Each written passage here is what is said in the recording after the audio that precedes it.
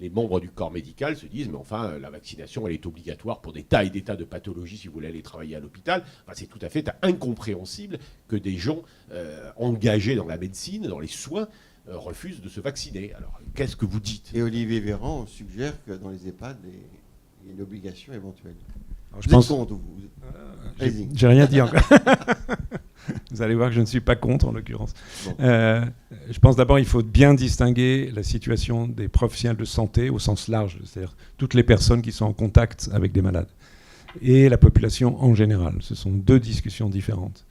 On peut, si vous voulez, aborder les deux. Alors, les professionnels de santé, alors, ce qu'on observe malheureusement, effectivement, c'est si on regarde les derniers chiffres de Santé publique France, le taux de couverture vaccinale, notamment des professionnels de santé en EHPAD, il est 57%. C'est évidemment insuffisant. C'est effrayant. C'est une grande déception en tous les cas. Les professionnels de santé en établissement hospitalier, c'est de mémoire 64% pour la première dose. Les professionnels de santé libéraux se vaccinent mieux, ils sont à 78% en première dose. Donc c'est décevant parce qu'on aurait pu espérer que chacun ait conscience, en tant que professionnel de santé, que d'abord il doit se protéger, bien sûr, mais il doit protéger ses patients. De ses responsabilités. De ses responsabilités et du caractère exemplaire de la vaccination.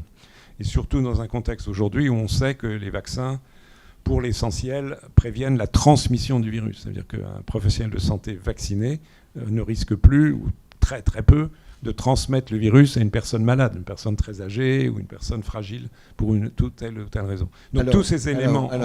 J'y arrive, mais je pense que c'est important d'expliquer. Donc toutes ces raisons montrent qu'il y a un hiatus entre l'objectif et ce qui a été obtenu.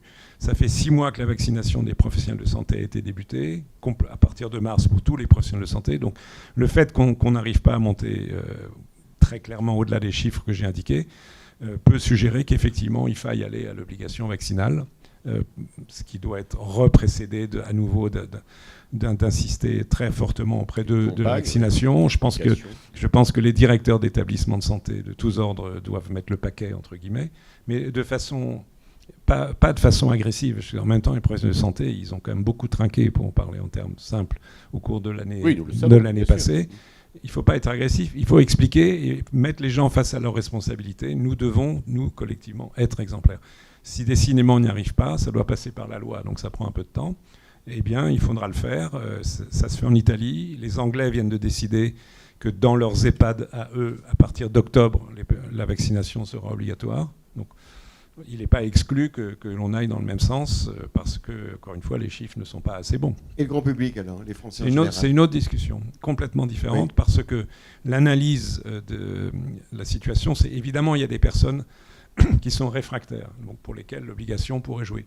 Mais il ne faut pas l'oublier, et je pense qu'aujourd'hui c'est la priorité, il y a une fraction de la population qui n'est pas vaccinée parce qu'elle a difficilement accès à la vaccination.